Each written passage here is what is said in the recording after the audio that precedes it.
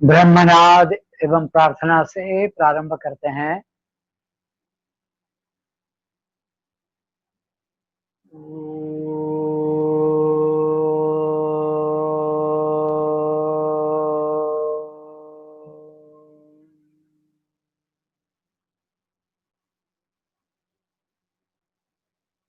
योगेन चित्तस्य पदेन वाचाम् मलं शरीरस्य च वैद्यकेन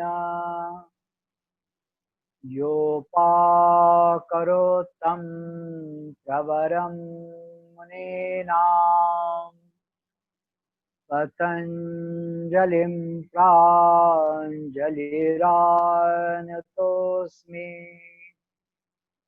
ओम शांति शांति शांति। आत्मीय स्वयं,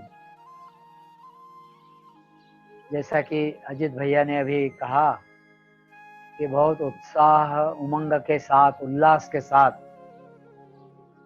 हमने गुरु पूर्णिमा का पर्व मनाया और विशेष रूप से पतंजलि महामुनि को हम लोगों ने अपने भाव सुमनांजलि, आदरांजलि अर्पित करी। जैसा कि पतंजलि योग दर्शन में आया है, जिसका थोड़ा सुतोवाच मैं पूर्व में कर चुका हूं, कि यह जो प्रक्रिया पतंजलि महामुनि ने बताई है वे स्वयं यह कह रहे हैं, क्योंकि कभी कभी पतंजलि योग दर्शन पर या योग प्रक्रिया पर यह आक्षेप लगाया जाता है कि यह निरीश्वरवादी है, अथवा यह सुखा सुखा है, अथवा यह भक्ति योग के विपरीत है और उस कारण इसमें कुछ रस नहीं आता। इस प्रकार की बात लोग करते हैं। तो पतंजलि महामुनि स्वतः इस समाधि पाद में कहते हैं कि यह जो प्रक्रिया समाधि अवस्था तक पहुंचने की, यह ईश्वर प्रणिधान से भी हो सकती है। वे स्वयं सूत्र देते हैं, ईश्वर प्रणिधानाद्वा। हम थोड़ा इसके बारे में देख चुके हैं। वे कहते हैं कि ईश्वर प्रणिधान यदि आप करते हो, अथवा ईश्वर का चिंतन अथवा ईश्वर का स्मरण, ईश्वर का जप आदि आप करते हो, तो इसके द्वारा वह समाधि अवस्था, वह चित्त वृत्तियों का निरोध या वासनाओं का क्षय या आत्म साक्षात्कार या असंप्रज्ञात समाधि या स्वरूप स्थिति, वहां तक आप पहुंच सकते हो। ऐसा पतंजलि महामुनि स्वतः इस सूत्रों के माध्यम से बता रहे हैं, ईश्वर प्रणिधानाद्वा।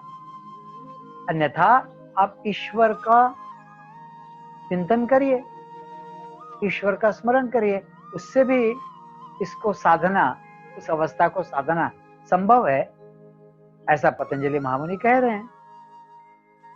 तो यह एक बहुत महत्वपूर्ण बात है। साथ ही हम लोगों के लिए भी यह विश्वास जगाने वाली बात है, क्योंकि यह भारत के ऋषि मुनि ने दिया हुआ शास्त्र है और हिरण्यगर्भ से चलकर पतंजलि महामुनि के माध्यम से यह प्रस्फुटित हुआ, मैनिफेस्ट हुआ, अभिव्यक्त हुआ। तो यह अनिश्वरवादी हो ही नहीं सकता किसी प्रकार से। यह विश्वास हम सब लोगों ने इसमें रखना चाहिए। हाँ, पुरुषार्थ की बात इसमें जरूर है कि हमें यह करना चाहिए, हमें वह करना चाहिए, वह पुरुषार्थ तो जरूर आया है, लेकिन साथ ही नतमस्तक होने के लिए, अपना सिर झुकाने के लिए पतंजलि महामुनि बीच बीच में कहते ही है, और यह बहुत महत्वपूर्ण बात है। इसलिए यह विश्वास अपने मन में जरूर रखना कि यह शास्त्र ईश्वरवादी शास्त्र है, अनिश्वरवादी शास्त्र है नहीं। अन्यथा समाधि पाद में ही, प्रथम पाद में ही वह ईश्वर प्रणिधानाद्वा या फिर आगे चलकर वह यह न कहते कि उस ईश्वर का वाचक प्रणव है, अर्थात ओंकार है। उस ओंकार के जप से भी ईश्वर का स्मरण हो सकता है, ऐसा पतंजलि न कहते। तभी तो वो कह रहे हैं आगे के सूत्र में कि तस्य वाचकः प्रणवः, उसका वाचक उस ईश्वर का प्रणव है। थोड़ा इसके बारे में मैं पहले बता चुका हूँ, इसलिए अभी विस्तार से नहीं कहते। लेकिन या तो ईश्वर का नाम स्मरण करना चाहिए, अथवा ईश्वर का जो वाचक है, ईश्वर का जो प्रतीक रूप में है, या ईश्वर को यदि एकदम से देखना है उस रूप में, तो ओंकार के रूप में आप देख ले। यदि ईश्वर को स्मृति में लाना है तो ओंकार को स्मृति में आप ले आइए इस रूप में। वह कहते हैं तस्य वाचकः प्रणव 27वां यह सूत्र है पतंजलि योग दर्शन के प्रथम पाद में। तो क्या कह रहे हैं पतंजलि महामुनि? ईश्वर का जब बहुत प्रकर्षत्व से, मतलब बहुत आस्था से, अंदर से, भीतर से उसको हम यदि उसका स्तवन करना चाहते हैं, उसकी आराधना उपासना करना चाहती है, तो प्रणव को स्तवन करो, प्रणव को जपो, प्रणव का स्मरण करो। सीधा वे कह रहे हैं ईश्वर ओंकार के रूप में, उसका स्तवन आप कर सकते हो, इसका जप आप कर सकते हो। इसीलिए ओंकार को प्रणव की संज्ञा दी गई है। प्रणव का शब्दार्थ तो यह हो सकता है कि जो प्राणों में बसा है, प्राण के साथ जो जुड़ा है, प्रणव। और इसलिए ओंकार के रूप में ईश्वर का स्मरण हो सकता है। इसलिए ओंकार यह ईश्वर का वाचक है। ईश्वर ही ओंकार इस रूप में वाच्य है। ईश्वर ही ओंकार इस रूप में वाच्य। यदि हम ओंकार देखते हैं, यदि ओंकार स्मरण करते हैं, यदि ओंकार का जप करते हैं, चाहे वह वैखरी, मध्यमा, पश्यंती किसी भी रूप में, तो हम साक्षात ईश्वर के साथ जुड़ते हैं या ईश्वर का जप कर रहे हैं, ऐसा हमें मानना चाहिए। इतनी नजदीकी वह ओंकार के माध्यम से ईश्वर से हो जाती है। जैसे 14वें दिन माता अपने छोटे बालक को जैसे झूले में रखती है और उसके कान में उसका नाम बताती है, कोई नाम उसका रखती है, तो वह नाम उस बालक का आगे के लिए हो जाता है। उसी नाम से फिर वह पुकारा जाता है, उसी नाम से वह पहचाना जाता है। वह नाम लेना क्या और उसको देखना क्या, उसको समझना क्या, एक ही चीज है। वह नाम लेने से वह पर्टिकुलर व्यक्ति वह है, ऐसा बोध हमें होता है। ठीक वैसा ही ओंकार कहने से या प्रणव कहने से वह ईश्वर का वाचक होता है। तो यह वाच्य और वाचक, यह संबंध इस ओंकार के उच्चारण के कारण या प्रणव के उच्चारण के कारण बनता है। यह एक बहुत महत्वपूर्ण बात है। इसलिए ईश्वर और ओंकार यह वाच्य वाचक संबंध से, संकेत से केवल उत्पन्न नहीं हुआ है, तो वह नित्य है। जैसा किसी व्यक्ति का उसके जन्म से लेकर मृत्यु तक वह उसी शब्द से जाना जाता है, उसी नाम से या विशेष नाम से जाना जाता है, वैसे ही प्रणव और ईश्वर का यह नित्य का संबंध है। ओंकार और ईश्वर का नित्य संबंध है। जब जब भी हम प्रणव अथवा ओंकार कहेंगे, वह ईश्वर ही है। प्रत्यक्ष हमने ईश्वर ही बोला, ऐसा हम लोगों ने समझ लेना चाहिए। तो फिर इस ईश्वर को कैसे मन में रखना? पतंजलि महामुनि अगला सूत्र देते हैं वे कहते हैं तज्जपस तदर्थ भावनम। क्या? तो ईश्वर का वाचक जो ओंकार है उसका जप करना चाहिए, उसका अच्छे से ठीक यथावत उच्चार करना चाहिए और उसका अर्थ भी मन में लाना चाहिए, ऐसा पतंजलि महामुनि कहते हैं। क्यों? क्योंकि वह ईश्वर का वाच्य है, वह ईश्वर को बताता है। तो ओंकार का जप कर लो, प्रणव का, अथवा ईश्वर का जो नाम होगा, जैसे ब्रह्मा विष्णु महेश, अथवा प्रभु राम, या श्री कृष्ण, या फिर शिव, या और भी नाम यदि आप लेना चाहते हो तो ले सकते हो। लेकिन थोड़े में क्या, तो आप ओम बोलने से भी आप ईश्वर को ही अभिप्रेत कर रहे हो। तो आपके हृदय में, आपके अंतर्यामी रूप में, वह ओंकार के रूप में अथवा प्रणय के रूप में, या सीधे तरीके से कहे तो ईश्वर के रूप में वह वास करता है, और वह भिन्न नहीं है इससे, ओंकार या प्रणव से। वह एक रूप ही है, ऐसी भावना करके हमने उस जप को करना चाहिए। तज्जपस तज्जपस तदर्थ भावनम, तज्जपहा तदर्थ भावनम। उसका जप भावनाओं के साथ करना चाहिए। किसका जप? ओंकार का अथवा प्रणव का, जिसको हम ईश्वर का रूप ही मानते हैं, और हमने अब अंदर इसको अच्छे प्रकार से समझ लिया। ठीक, तो यह जप कैसे करते हैं? तो अपने अभ्यास के एकांत स्थान पर बैठकर वैखरी वाणी से, वैखरी वाणी का मतलब होता है जोर से बोलकर, जैसे ओम ओम ओम, इस प्रकार, अथवा ओम दीर्घ भी हो सकता है, लेकिन इसको वैखरी कहा गया है। तो यह वैखरी वाणी, इससे प्रणव का अथवा ओमकार का दीर्घ उच्चारण करते जाओ, ऐसा कहा गया है। इससे क्या होता है, आपके कान भी इसको सुनते हैं और मन भी उसके साथ लग जाता है, क्योंकि आप कानों से सुनते हैं, वाचा से उच्चारण कर रहे हैं, इसे वैखरी जप कहते हैं। और फिर आप उसका अर्थ भी अंदर उत्पन्न करते हो। तो तीन बातें इसके साथ जुड़ जाती है, भावनात्मक सुनने से और प्रत्यक्ष जिह्वा के द्वारा उच्चारण करने से। तो इसको कहा गया है वैखरी जप। और इससे क्या होता है, तो आपकी वृत्ति शून्यता बढ़ती है, वृत्तियां धीरे धीरे, क्योंकि जब मन इस पर लगता है तो अन्य वृत्तियां उस समय उठ नहीं सकती है, तो चित्त इधर उधर भागता नहीं है, तो वृत्ति शून्यता उससे आती है, और उससे आप मुख भाव को अर्थात मौन स्थिति को धीरे धीरे आप उपलब्ध होते हो। बस वही चाहिए कि वृत्तियां उनका नाश हो और आप भीतर से शांत हो, तभी आप असंप्रज्ञात समाधि की तरफ बढ़ते हो। तो इसका यह माध्यम बनता है।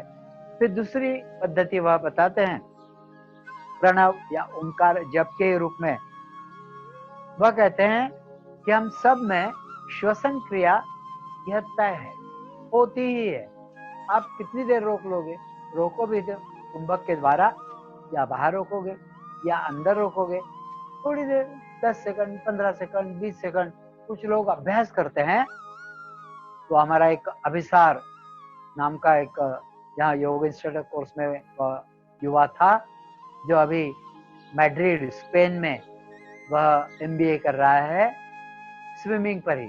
वह कहता है हमारे गुरुजी हमको पानी के अंदर रहने के लिए कहते थे, तो बोले मेरा जो रिकॉर्ड है वो 3 मिनट 58 सेकंड का है पानी के अंदर। तो इतना भर कुंभक हो सकता है, इतना लंबा हो सकता है, और अभ्यास से और ज्यादा भी हो सकता है। लेकिन फिर भी श्वसन प्रक्रिया एक नॉर्मल सामान्य रूप से चलती है। किनमें चलती है कि जो अंडज है और जो जरायुज है। अंडज कौन होते हैं? जो अंडों से जिनका जन्म होता है, जैसे मुर्गी के अंडे होते हैं, बतख के अंडे होते हैं, कुछ मछलियां अंडे देते हैं, सांप अंडे देते हैं, उनसे फिर बच्चे निकलते हैं आगे चलकर, तो उन्हें कहा गया अंडज, उनको कहा गया है अंडज। और फिर दूसरे होते हैं जरायुज, जो जरा में लिपटे हुए होते हैं, माता के गर्भ में कुछ समय रहते हैं, उन्हें जरायुज कहा गया है। इन दोनों में ही श्वास और प्रश्वास यह होता ही है और यह दिखाई पड़ता है। अर्थात अंडज मतलब अंडों से जिन्होंने जन्म लिया, और जरायुज जो जरा से लपेटे हुए थे और जिनका जन्म हुआ माता के गर्भ से, वे भी श्वास और प्रश्वास करते ही है। तो जो अभ्यासक है, योग साधक है, उन्होंने किसी अच्छे आसन पर बैठकर अपना जो श्वास प्रश्वास जो अखंड रूप से चलता ही है, उसका सूक्ष्म अवलोकन करना चाहिए, बहुत बारीकी से उसे देखना चाहिए। तो श्वास प्रश्वास पर मन केंद्रित कर जब मन स्थिर होने लगता है, तो अपने आप पता पड़ता है। एक दिन हमने ध्यान के लिए इसी कार्यक्रम के अंत में जो ध्यान होता है उसमें इसका उपयोग किया था। तो क्या, तो जैसे श्वास लेते समय आप यदि बारीकी से देखोगे और बाहर बिल्कुल कोई आवाज नहीं होगी, एकदम शांति होगी, तो आपको पता पड़ेगा कि जैसे सो की ध्वनि वहां पर निर्मित हो रही है। और जब आप श्वास छोड़ते हो, साधक जो शांत हो जाता है, बाहरी वातावरण जब जो शांत रहता है, मन पूर्णतः शांत हो जाता है, तो जब श्वास छोड़ता है तो हम की ध्वनि निकलती है। तो श्वास लेते समय सो और श्वास छोड़ते समय हम, ऐसी ध्वनि उत्पन्न होती है और यह ध्वनि पता पड़ने लगती है, सुनाई देने लगती है। तो जितना हम अधिक श्वास को दीर्घ करते हैं, सारा वातावरण शांत जब होता है तब करते हैं, अपने मन को शांत कर लेते हैं और मन को श्वास प्रक्रिया पर केंद्रित करते हैं, तो फिर ये सो हम, यह ध्वनि स्पष्ट रूप से गोचर होती है, मतलब समझ में आती है, सुनाई पड़ती है। इस प्रकार सोहम का यह ध्वनि मंत्र बिना प्रयत्न के, मनुष्य को कोई प्रयास करने की उसके लिए जरूरत नहीं है, बस केवल थोड़ा सा शांत होने की जरूरत है। तो यह स्वतः ही निर्मित होता है और यह अखंड रूप से चलता है। यह वास्तव में कायदे से देखा जाए तो अखंड रूप से चलता है, क्योंकि बिना श्वास के हम में से कोई रहता नहीं। जैसा पूर्व में बताया कि हम कभी कभी कुंभक करते हैं तो कुछ देर तक कर लेंगे, अन्यथा श्वास प्रक्रिया, श्वास भरना और श्वास छोड़ना अर्थात सो हम चलता ही रहता है। इसका उपयोग कर लेना चाहिए, इसका अनुसंधान करना चाहिए। और जब इस पर अनुसंधान होता है तो इसको, क्योंकि बिना प्रयास के होता है, तो इसको कहा गया है अजपा। इसके लिए कोई प्रयास नहीं किया है, ये स्वतः ही अजप है, अपने आप ही हो रहा है, इसलिए यह अजप है। इसलिए इसको अजपा मंत्र ऐसा कहा गया है। तो इस अजपा मंत्र का यह सकार और यह हकार, यह इसका अपने जीव भाव का, अपना बिल्कुल नजदीक का ईश्वर के साथ और अपने श्वास प्रक्रिया के साथ बहुत नजदीक का, बहुत घनिष्ठ संबंध है। तो स्वाभाविक रूप से यह नाम रूपात्मक यह जो अधिष्ठान है, यह होता रहता है, जिसके कारण हम धीरे धीरे चेतन पुरुष की तरफ बढ़ते हैं। और आगे चलकर तो ऐसा होता है कि यह अजपा जप ही हमारा स्वभाव बन जाता है, यह स्वतः ही बन जाता है। तो इसलिए यह बहुत महत्वपूर्ण होता है। तो यह दूसरी बात, पहले मैं एक जगह पर बैठकर जोर से अर्थात वैखरी वाणी से, दूसरे में केवल श्वास को देखकर, समझकर, सुनकर, सो हम, यह अजपा जप चलता है। अब थोड़ा हम तीसरे प्रकार की तरफ बढ़ते हैं। वह कैसा होता है? तो इसमें जैसे एक श्वास प्रश्वास में प्रणव की अर्थात ओमकार के बोलने की एक नियत संख्या भी तय कर सकते हैं। जैसे मैं 5 बार बोलते हुए ओम बोलते समय श्वास भरता हूँ और 5 बार बोलते समय मन ही मन जब बोलता हूँ तो श्वास छोड़ता हूँ, ऐसा भी हो सकता है।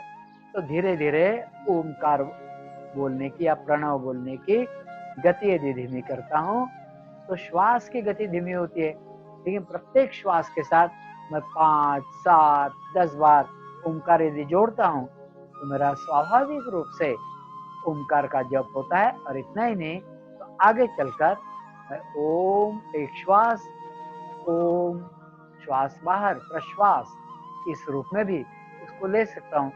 तो यह तीसरा प्रकार हुआ ओमकार जप का, प्रत्येक श्वास और प्रश्वास के साथ जोड़ना।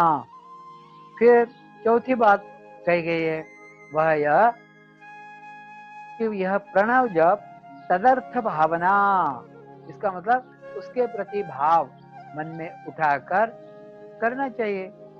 आद्य शंकराचार्य ने उनके जो पंचीकरण नाम का जो प्रकरण ग्रंथ है उसमें उसकी विधा दी हुई है। वह अभी तत्काल यहाँ पर बताना तो अभी संभव नहीं होगा, समय भी लेगा, लेकिन वह बताई गई है। कहने का तात्पर्य है कि यदि ऐसा प्रणव जप भावनाओं के साथ अंदर ही अंदर यदि चलता है तो वह ईश्वर प्रणिधान ही है, ऐसा पतंजलि महामुनि स्वतः कह रहे हैं। इसलिए तज्जपस तदर्थ भावनम, वह जप भावनाओं के साथ करने से हमें उसका बहुत लाभ मिलता है।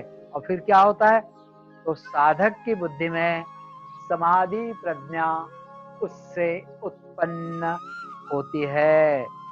भाई छोटा बच्चा होता है, उसके सामने कोई खिलौना डालो तो कुछ दिनों तक तो वो खेलता है, लेकिन कभी कभी उसके मन में ऐसा आता है कि ये जो खिलौना है इसमें बहुत मजा नहीं आ रहा है, तो अपनी माँ की याद करता है और माँ की गोद में जाने के लिए वह व्याकुल होता है। माँ यह बात समझती है और माँ अपने बच्चे को उठा लेती है अपनी गोद में और बहुत प्रेम वह करती है, और उसकी जो जिद है कभी कभी वह भी पूर्ण करती है। ऐसा ही कुछ होता है जब ईश्वर प्रणिधान के द्वारा हम उसका जप निरंतर करते रहते हैं, तो यह जो विषय सुख है यह उन खिलौने जैसा हो जाता है और ईश्वर हमें अपनी गोद में उठा लेते हैं। तो अपना वैराग्य भाव जगाकर साधक इन बाहरी विषयों को जब पूर्णतः दूर कर देता है तो उसके कारण जब प्रणव जप या ओमकार का जप साधक करता है तो ईश्वर माँ जैसे माता जैसे उस साधक पर अनुग्रह करता है और उसको अपनी गोदी में उठा लेता है, या यूं कहिए कि वह उसको आगे बढ़ाने के लिए उसका हाथ पकड़कर उसको आगे बढ़ा देता है। भगवत गीता में आया है, ददामि बुद्धि योगम तम येन मामुपयान्ति ते। मैं बुद्धि के द्वारा जब साधक यह सारा कुछ करता है तो उसको ईश्वर स्वयं उसको उठा लेते हैं और उसको आगे की व्यवस्था में, आगे की स्थिति में उसको जाने के लिए प्रेरित करते हैं, या उसको यूं कहिए कि उस अवस्था के लिए धकेल देते हैं। इतना बड़ा लाभ प्रणव अर्थात ओमकार के जप के द्वारा हो सकता है। यह सारा जब होता रहता है ना, ये सारा जब करते हैं तो कभी कभी विघ्न भी आते हैं, कभी कभी बाधाएं भी आती हैं, हिंडरेंसेस आती है। उनको पतंजलि महामुनि ने अंतराय कहा है। उसके लिए अगला सूत्र है पतंजलि महामुनि कहते हैं तथा प्रत्यक्षेतनाधिगम अप्यंतराया भावश्च ततः प्रत्यक्षेतनाधिगमः अप्यंतराया अंतराया भावश्च। तो ऐसे अंदर भाव में अंतराय उत्पन्न होते हैं, कभी कभी मन भटक जाता है। तो क्या तथा यानी ईश्वर प्रणिधान के कारण जो बुद्धि का साक्षी जो पुरुष है उसका कभी कभी अधिगम, जब वो तीव्र संवेदना जागृत होती है तो साक्षात्कार रूप में वह उधर की तरफ तो बढ़ता है, लेकिन कभी कभी अंतराय भी योग मार्ग में जो अड़चने हैं, योग मार्ग में जो दिक्कतें हैं, योग मार्ग में जो हिंड्रेंसेस है या रुकावटें हैं, या कभी कभी मन इधर उधर भटक जाता है, विषयों के प्रति भागता है, या ये यार बड़ा क्लिष्ट कारक है, हम दूसरे मार्ग से क्यों नहीं चलते हैं, ऐसा उसके मन में जो उत्पन्न होता है वह प्रारब्ध के कारण होता है, लेकिन उनका नाश करना संभव है, ऐसा पतंजलि महामुनि बताते हैं। और फिर यह कहते हुए वे कहते हैं कि वह जो अंतराय है उनको पहले समझ तो लो, यह अंतराय क्या है। अंतराय का मतलब यह हिंड्रेंसेस, यह रुकावटें जो आपको उस मार्ग पर चलने से रोकती है, वह क्या है, इसको समझ लो, ऐसा पतंजलि महामुनि अगले सूत्र के द्वारा बताते हैं। यह 30वां सूत्र है प्रथम अध्याय का। वे कहते हैं व्याधि स्त्यान संशय प्रमाद आलस्य, आप समझ रहे होंगे ये शब्द सुनकर, आलस्य के बाद विरति अविरति, फिर भ्रांति दर्शन, अलब्ध भूमिकत्व या अनवस्थितत्व इत्यादि के कारण चित्त में विक्षेप उत्पन्न होते हैं, इन्हीं को अंतराय कहा गया है। ये 9 प्रकार के हैं, 9 प्रकार के विक्षेप। मतलब देखिए पतंजलि महामुनि का चिंतन, पतंजलि महामुनि का चित्त को देखने का, चित्त को समझने का दृष्टिकोण कितना गहरा है, कितना गहन है, कि वे विभिन्न प्रकार के जो अंतराय मतलब अड़चने आती है उनको वे 9 इन जो टाइटल्स है, शीर्षक है, इनके अंदर वो फिट करते हैं। तो पुनः एक बार देखते हैं।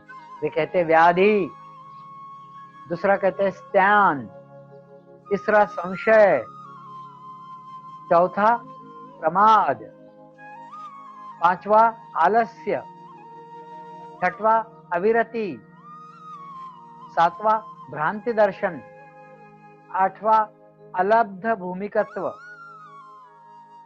और 9वां अनवस्थितत्व। ऐसे 9 वे बताते हैं क्या चित्त के विक्षेप है जिनको अंतराय ऐसा कहते हैं। हम इसमें से एक एक अभी देखने का प्रयास करते हैं, तो आप अच्छे से समझ जाएंगे कि यह इनमें से अधिकतर हम सब लोगों में होता है, अधिकतर होते हैं, तो इनसे बचना बहुत ही जरूरी है। यदि हम साधना मार्ग में चले हैं तो ये चित्त के विक्षेप है, हमको भटकाने के लिए ये सारे बीच बीच में निर्मित होते हैं और हमको उस मार्ग से पदच्युत करते हैं। वहां सावधान होने की जरूरत है। यह सावधानता लाने के लिए इनकी जानकारी होना जरूरी है, नहीं तो हम उसके पीछे चलने लगेंगे तो चित्त का विक्षेप होगा, हम साधना मार्ग से भटक जाएंगे। इसलिए इनमें से कुछ आज जितना समय सीमा में संभव है उतना देखने का प्रयास करते हैं। तो योग मार्ग के ये 9 विघ्न है या 9 अंतराय है, यह क्रम से हम देखते हैं। पहला अंतराय है जो धातु रस करण और वैषम्य रूप होता है, इसको कहा गया है व्याधि।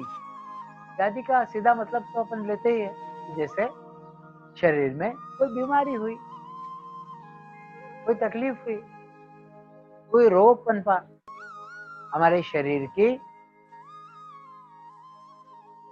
आमय ऐसी स्थिति हुई, मतलब जड़ता या बीमारी के रूप में कोई चीज हमारे शरीर में आई, उसको हम व्याधि कहते हैं। तो व्याधि किन किन कारणों से हो सकती है, कहाँ कहाँ पर होती है? तो जो सप्त धातु है उस स्तर पर हो सकती है। सप्त धातु रस, रक्त, मांस, मज्जा, मेद और शुक्र, ये जो सप्त दोष है इन स्तरों पर भी हो सकती है। रक्त में देखिए, कुछ लोगों को ब्लड कैंसर होता है, कुछ लोगों को इसिनोफिलिस बढ़ जाता है, कुछ लोगों का रक्त गाढ़ा हो जाता है, कुछ लोगों का रक्त पतला हो जाता है, कुछ लोगों के रक्त में शर्करा ज्यादा हो जाती है। ऐसे विभिन्न प्रकार के दोष होते हैं। मांस, हमारी मसल्स लूज हो जाती है, मसल्स ठीक से काम नहीं करती है। अस्थियां, किसी किसी की कहीं कहीं की हड्डी बढ़ जाती है। मज्जा में जो ब्लड बनना होता है, ब्लड सेल, वह नहीं बनते हैं। किसी किसी का शुक्र पतला हो जाता है, किसी किसी का शुक्र बहुत ज्यादा गाढ़ा होता है। ऐसे विभिन्न प्रकार की यह बीमारियां, इनको व्याधि या अड़चने हैं योग मार्ग में। इनसे कैसे अड़चने होगी? इससे जो तकलीफ होती है उससे चित्त फिर विक्षेपित हो जाता है या विचलित हो जाता है, इसलिए यह सारे दोष है। फिर वात, पित्त, कफ, यह भी दोष है। आयुर्वेद वाले लोग इसको अच्छे से जानते हैं। किसी का कफ बढ़ जाता है, किसी का पित्त बढ़ जाता है जिसको हम एसिडिटी कहते हैं, या फिर पित्त दोष हो जाता है, शरीर में चकत्तियां उठती है, खुजली होती है, या फिर एसिडिटी के कारण सिर दर्द होना, सिर चढ़ना, या उल्टियों सा लगना, गले में खराश होना, यह सारा कुछ होता है। तो ऐसे ये 3 दोषों के कारण भी कोई ना कोई विकार होता है। तो ये सब व्याधियों के अंतर्गत आता है। तो यह सारी धातुएं, ये 3 दोष, इनके कारण कोई ना कोई व्याधि शरीर में उत्पन्न होती है।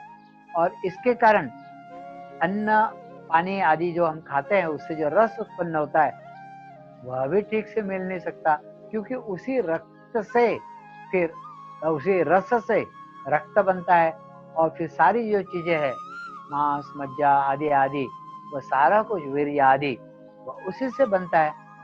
तो इससे वह रस बिगड़ जाने से, वह जो धातु है रस नाम का, वह खराब होने से, बिगड़ने से फिर हमारी कर्मेंद्रिय, हमारे ज्ञानेंद्रिय, इनमें भी वैषम्य उत्पन्न होता है, उनमें जरा कमी आने लगती है, और या फिर उनका उत्तेजित होना, ऐसा भी होता है। तो यह सारी व्याधियां हैं। तो व्याधि के अंतर्गत यह सब आता है। तो व्याधि के अंतर्गत शारीरिक भी आती है और मानसिक भी व्याधियां उत्पन्न होती है, जिनको साइकोसोमैटिक एलिमेंट्स हम कहते हैं। मनोशारीरिक, मनोदैहिक अथवा मनोकायिक विकार, उनको हम कहते हैं। इस प्रकार बहुत प्रकार की व्याधियां उत्पन्न होती है। और फिर कुछ व्याधियां सार व्याधि होती है। ये तो सामान्य व्याधियां हुई। सार व्याधि, सार व्याधि का मतलब आध्यात्मिक दृष्टि से भी, अंतर मन से भी कभी कभी हम दुखी होते हैं। थोड़ी चर्चा इसके पूर्व हमने की है। लेकिन अपना जन्म लेना, यही व्याधि है सबसे बड़ी। दुखासी कारण जन्म घ्यावा, जैसा तुकाराम महाराज ने कहा है, जन्म होना ही सबसे बड़ी व्याधि है। इसको सार व्याधि कहा है। इसका भी निराकरण होना जरूरी है।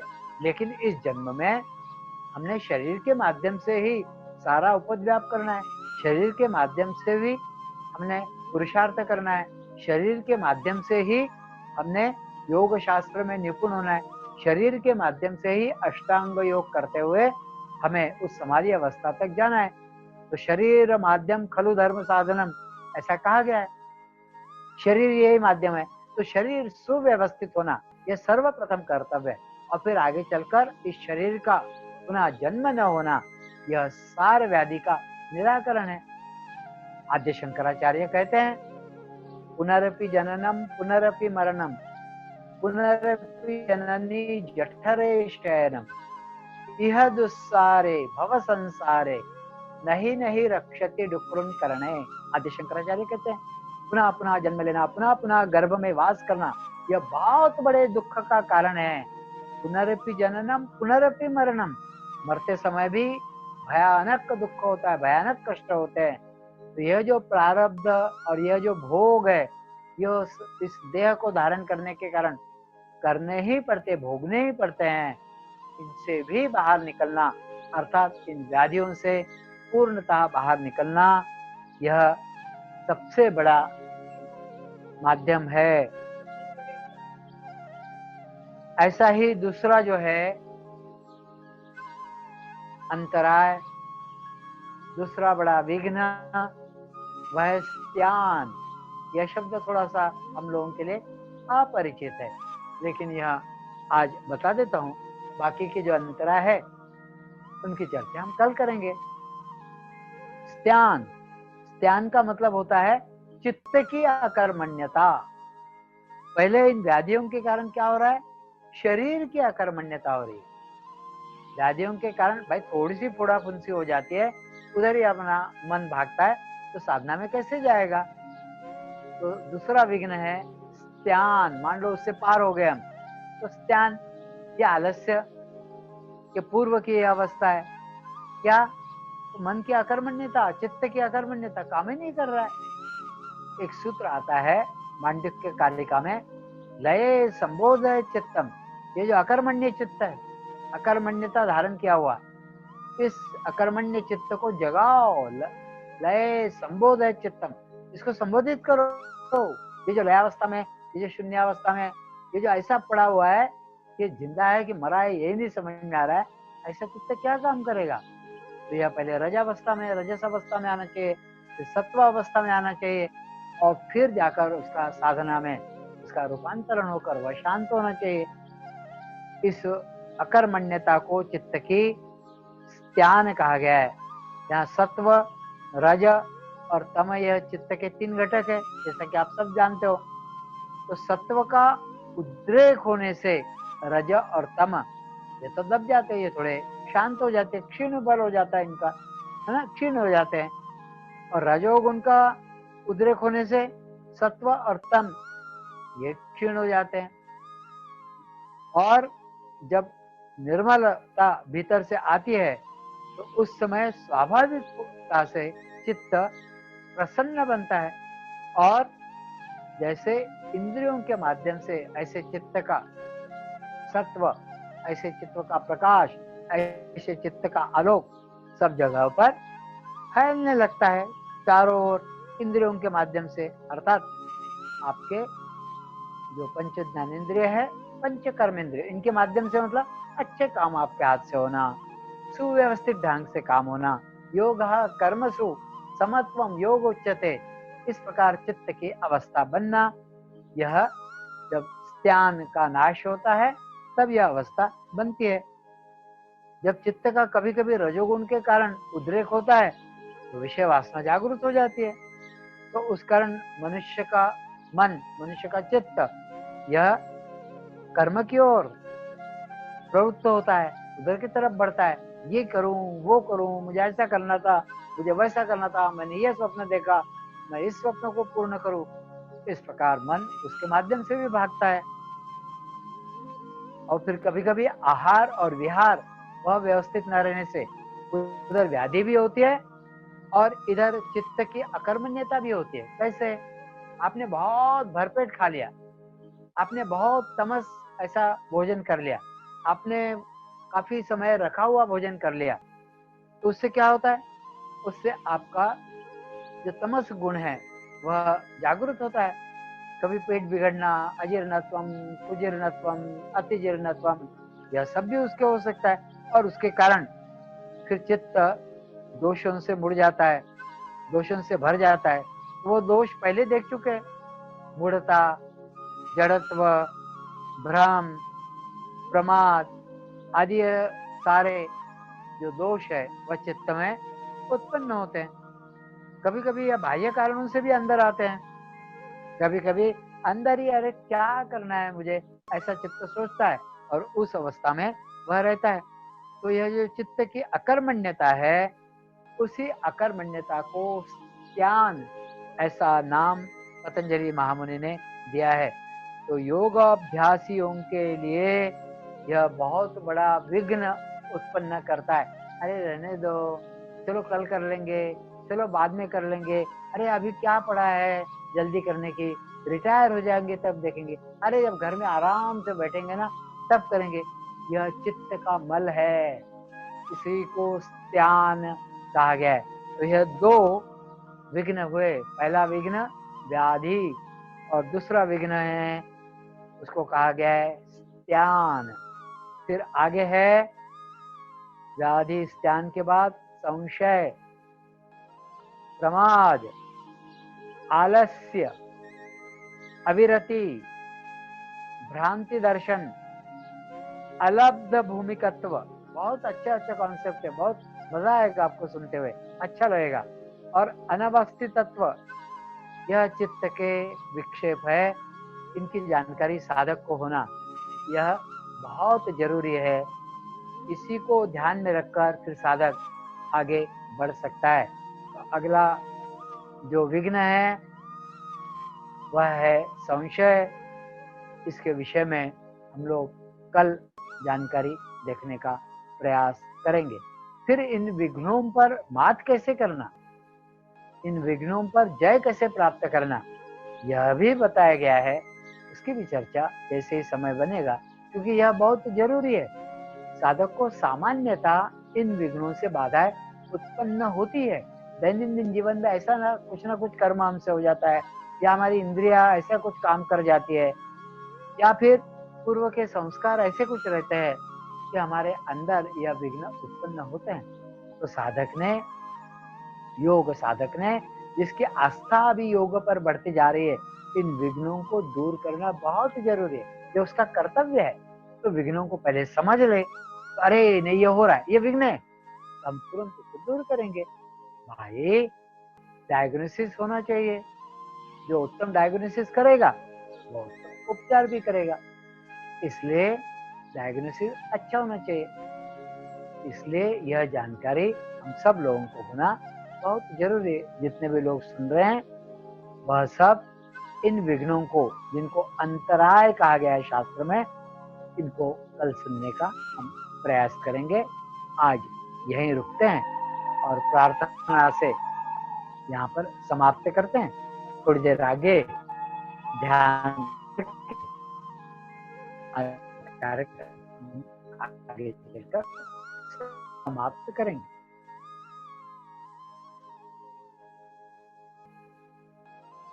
सर्वे भवन्तु सुखिनः, सर्वे सन्तु निरामयाः, सर्वे भद्राणि पश्यन्तु, मा कश्चित् दुःखभाग् भवेत्। ॐ शान्ति शान्ति शान्ति।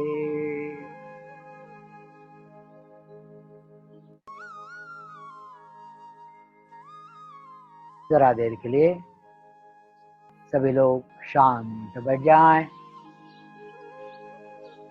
आराम से हो जाए, आराम से हो जाए, बिल्कुल ढीले ढाले, एकदम तनाव रहित हो जाइए, एकदम थोड़ा पूर्व में व्यवस्थित होकर फिर छोड़ दीजिए, शरीर को तनाव रहित कर लीजिए, एकदम विश्रांति, गहन गहरी विश्रांति अवस्था में शरीर के सभी जोड़, सभी अंग प्रत्यंग, सभी अवयव, सभी मांसपेशियां, सभी हड्डियां आदि, सभी कोशिकाएं, तंत्रिकाएं छोड़ दीजिए, एकदम शिथिल हो जाएं, आराम से एकदम कॉन्शियसली। यह तनाव में रहना यही तो व्याधि है, यही एक अंतरा है, यह विघ्न है। तनाव रहित होना यह साधना मार्ग का बहुत श्रेष्ठ उपाय है। तो दिन में जब जब आपको ऐसा लगे कि आप तनाव में आ गए, एकदम ढीले छूट जाए, एकदम 1 मिनट के लिए, 2 मिनट के लिए, जो भी आप काम कर रहे हो, एकदम से शांत चुप होकर बैठ जाए। यदि आप पढ़ रहे हो, चुप हो जाओ, चश्मा आदि उतार देना, घड़ी आदि उतार के रखना, पट्टा लगाया हो, बेल्ट लगाया हो, ढीला कर देना, ढीले ढाले वस्त्र और शांत प्रसन्न मन, शांत प्रसन्न चित्त, एकदम आराम। और परसों श्वेत केतु की चित्त स्थिति बताई थी, कैसे हो गया था वह। उसने केवल तत्वम असि, हे श्वेत केतु तुम वही हो, वही परिपूर्ण ब्रह्म हो, वही तुम्हारे भीतर वास कर रहा है और तुम वास्तव में वही हो। महाराष्ट्र के एक संत की वाणी है, उन्होंने कहा है,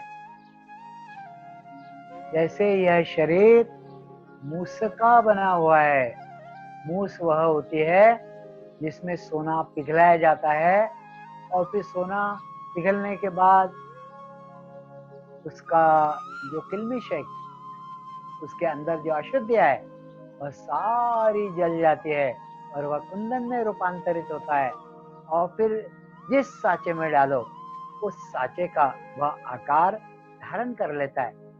ऐसा ही अजी हे परब्रह्म प्रकटले, जणु देह मुशीतुन ऊतले। जैसा यह परब्रह्म रसरूप होकर आपके देह की जैसे मूस बन गई है, मराठी में या संस्कृत में उसे मूष कहते हैं, उसके अंदर ओत दिया तो इस देह का उसने आकार धारण कर लिया। आप भी स्वयं को ऐसा समझिए कि आपके भीतर वह पर ब्रह्म रसरूप होकर उतर गया है, आपके पैरों में अंत तक वहां पहुंचा है, आपके मध्य शरीर में सर्वत्र वह फैला है, आपके हाथों की उंगलियों के छोरों तक वह रसरूप होकर पहुंच रहा है।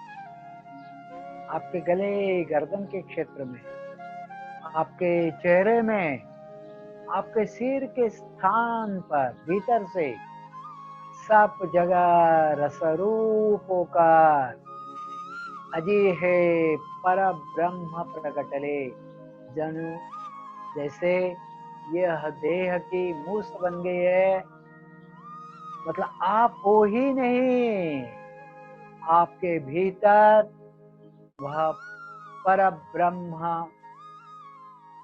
वास कर रहा है, उसी का रूप। यही तो श्वेत केतु ने सुना। तो कैसे अवस्था बनी श्वेत केतु की? तत्वमसि सुनते हुए उसके गुरु के द्वारा अर्थात पिता के द्वारा जैसे ही यह कहा गया कि हे श्वेत केतु तुम वही हो, तत्वम असि, तेच तू आहे सरे, तुम वही हो। श्वेत केतु की अवस्था जैसे कोई विशाल पावन मंदिर में, उसके गर्भगृह में कोई ओंकार का जप कर रहा है, कितनी प्रसन्नता, कितना मधुर ध्वनि, कैसी वहां पर ध्वनि तरंगे उठ रही हो, इसकी कल्पना आप कर सकते हो। जैसे स्वर्ग से जैसे गंगा नदी उतरती है, ऐसा कल कल कल कल करता हुआ ध्वनि किसका? तो उस अमृत का ओघ, अमृत का प्रवाह भूमि की ओर अवतरित हो रहा है, ऐसे उसकी चित्त की स्थिति हो गई, ऐसी आपकी हो। जैसे सरस्वती की वीणा का मंजूर ध्वनि, कर्णाकर्षक ध्वनि, अतिशय प्रिय ध्वनि आपके भीतर आ रहा हो, उठ रहा हो। ऐसी मंजुल, मऊ, मुलायम, कोमल, नवनीत जैसे, मक्खन जैसे आपके चित्त की अवस्था हो जाए। अरे उस ईश्वर का वास भीतर है, उसका स्वर्णिम स्पर्श हो गया है। इससे अधिक सौभाग्य क्या हो सकता है? इससे अधिक जीवन सार्थकता क्या हो सकती है? इसी भाव से भर जाइए, हो जाइए शांत शांत, खूब प्रसन्न होकर हो जाइए शांत शांत।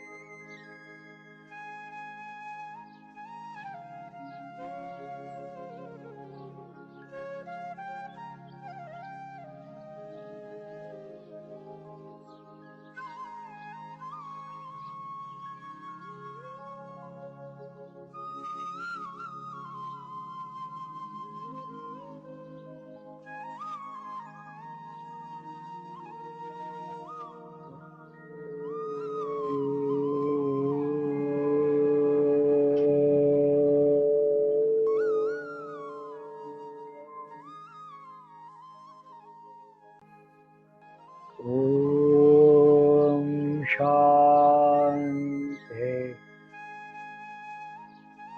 शांति।